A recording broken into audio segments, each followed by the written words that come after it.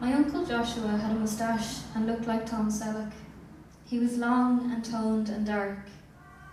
I kept my eyes on him a lot as he moved around the house and noticed that he did the same for me. This made me really excited. On a super hot day, I stayed home because no one was around to hang out with, and the heat was making me really sleepy anyway. So I stayed in my room reading and lazing about and eating junk food. I went to the bathroom to take a piss, and mid-flow, my uncle Joshua came through the adjoining door. He did this casually.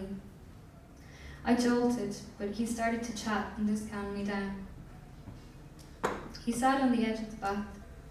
I finished pissing and turned around. I didn't button up my pants. He reached out and softly grabbed me and pulled me toward him. He gently pushed me down onto my knees. He opened his fly and took out his very large cock. It was swollen and had veins that stuck out. He spat on it and rubbed it in. He stood up and, without using his hands, rubbed his cock over my face. Some pre-cum gave some extra lubrication.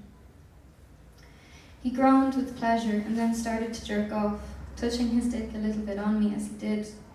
He got more rapid, and I could tell he was about to come. Then he turned away and spunked into the bath.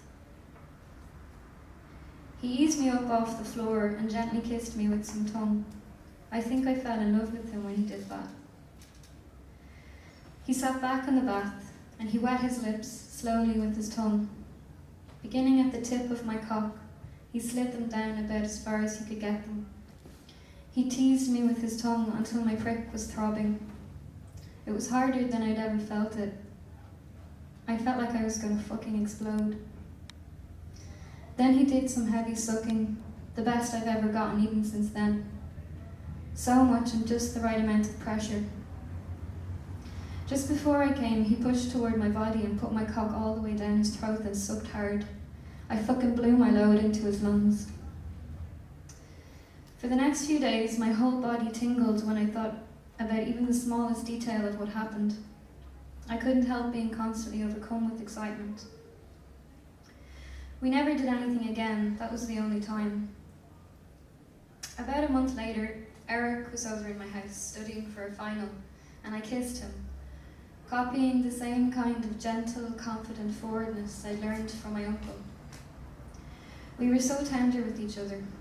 We were together for about a year until Eric moved to Philadelphia to study.